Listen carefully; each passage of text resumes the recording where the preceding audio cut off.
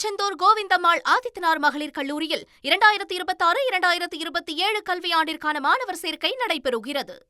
குறிப்பிடத்தகுந்த விஷயம் என்னன்னா, 3 அதிமுக எம்எல்ஏக்கள் ராஜினாமா செய்திருக்கிறாங்க. ராஜினாமா செய்த கையோடு அவங்க போனது அமைச்சர் ஆதவ் அர்ஜுனா அவர்களை பார்க்க. கிட்டத்தட்ட 1 மணி நேரமாக இப்போ நம்ம பேசிகிட்டு இருக்கக்கூடிய இந்த வேளையிலையும் இந்த 3 அதிமுக எம்எல்ஏக்களும் ராஜினாமா செய்தவர்களுடைய ராஜினாமா ஏற்கப்பட்டிருக்கிறது அப்படிங்கிறதையும் சபாநாயகர் அறிவிச்சிருக்கிறார். இந்த நிலையில் அவங்க திரு ஆதவ் அர்ஜுனாவோடு, அமைச்சர் ஆதவ் அர்ஜுனாவோடு பேசி வர்றாங்கங்கிறது குறிப்பிடத்தக்கது. ஒரு ஒருங்கிணைப்போடத்தான், தாவேக்காவோட ஒருங்கிணைப்போடத்தான் இந்த நகர்வை அவங்க மேற்கொண்டிருக்காங்கிறது தெளிவாகிறது. இந்த ஒரு 15 நாள்லேயே செல்வி ஜெயலலிதா ஆட்சி போல இருக்கிறது இந்த அரசுடைய சாதனைகள் அப்படின்னு மரகதம் குமரவேல் அவங்க ஆதவர்ஜுனாவை பார்க்கும்பொழுது, அமைச்சரை பார்க்கும்போது கூறினாங்க என்பதும் குறிப்பிடத்தக்கது.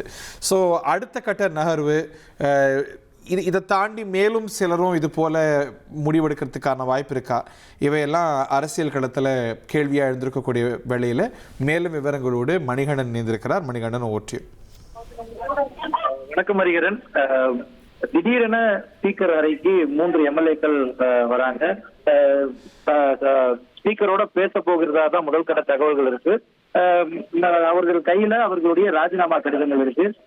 3 பேரும் ராஜினாமா செய்யறோம் அப்படின்ட்டு அந்த புரோட்டோகால் படி அந்த லெட்டரை கொடுக்கறாங்க. அதை வாங்கிக்கிட்டு ஸ்பீக்கர் சற்று முன்னராக அதற்கான அறிவிப்பை வெளியிட்டிருக்கிறார். அவங்க 3 பேருமே ரூல்ஸ் படியான லெட்டரை கொடுத்திருக்கிறாங்க.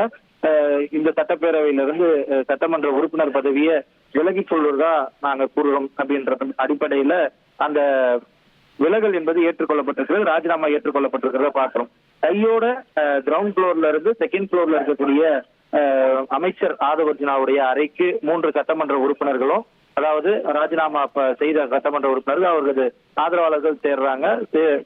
சென்ற கையோடு பொன்னாடை போர்த்தி தமிழக வெற்றி கழகத்துல தங்களை அமைச்சர் முன்னிலையில இணைத்துக் கொள்றாங்க. தலைமைச் செயலகத்துல இதுவரையில இது மாதிரியான காட்சிகள் நடக்கலன்னு சீனியர் சொல்றத நம்மளால கேட்க முடியுது. ஆனால் முதல் முறையாக, இதுவரை இல்லாத அளவுக்கு முதல் முறையாக இந்த சட்டமன்ற உறுப்பினர்கள் ராஜினாமா செய்த கையோடு ஒரு கட்சியில ஆளுங்கட்சியில இணைவது இதுதான் முதல் முறை அப்படின்றதையும் நம்ம பாக்குறோம்.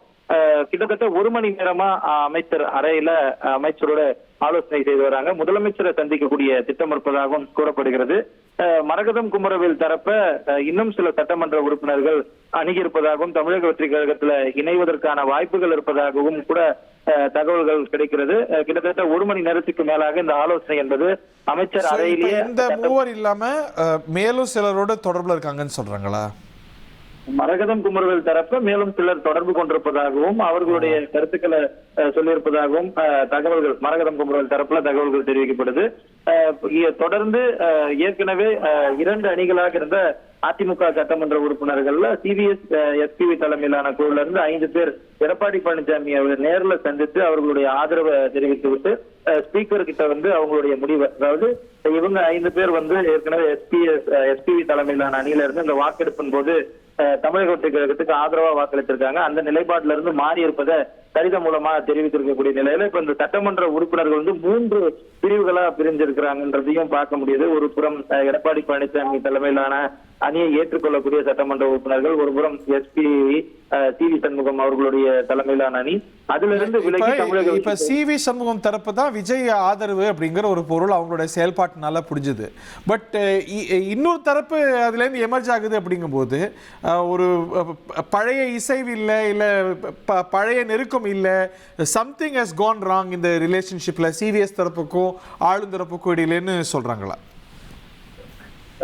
2 தரப்பிலையுமே இருந்து பல்வேறு எதிர்முனைகளுக்கு, அதாவது ஏற்கனவே 25 சட்டமன்ற உறுப்பினர்கள் இந்த சி.வி. சண்முகம் மற்றும் எஸ்பிவி தரப்புல ஆதரவு தெரிவித்திருந்தனர். அதுல இருந்து 5 பேர் மற்றொரு திசையில எடப்பாடி பழனிசாமி பொதுச் செயலாளருடைய தலைமையேற்று அவரை ஏற்றுக்கொண்டு அங்கு சென்றிருக்கிறாங்க. இங்கிருந்து 3 பேர் அதற்கு எதிர்ப்புறமாக அவர்கள் ஆதரவு தெரிவித்திருந்தாலும் அதே கூட்டணியில தங்களுடைய சட்டமன்ற உறுப்பினர் பொறுப்பையும் ராஜினாமா செய்துவிட்டு கட்சியில இணைந்திருக்கிறாங்க.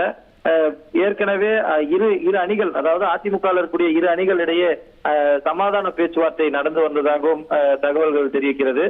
இந்த அடிப்படையில தான் இந்த 3 நபர்கள் அங்கிருந்து பிரிந்து தமிழக வெற்றி கழகத்துல இணைந்திருப்பதாகவே தெரிகிறது. ஹரிஹரன், நன்றி. Thank you very much. Tiruchendur Govindammal Adithanar மகளிர் கல்லூரியில் 2026-2027 கல்வியாண்டிற்கான மாணவர் சேர்க்கை நடைபெறுகிறது.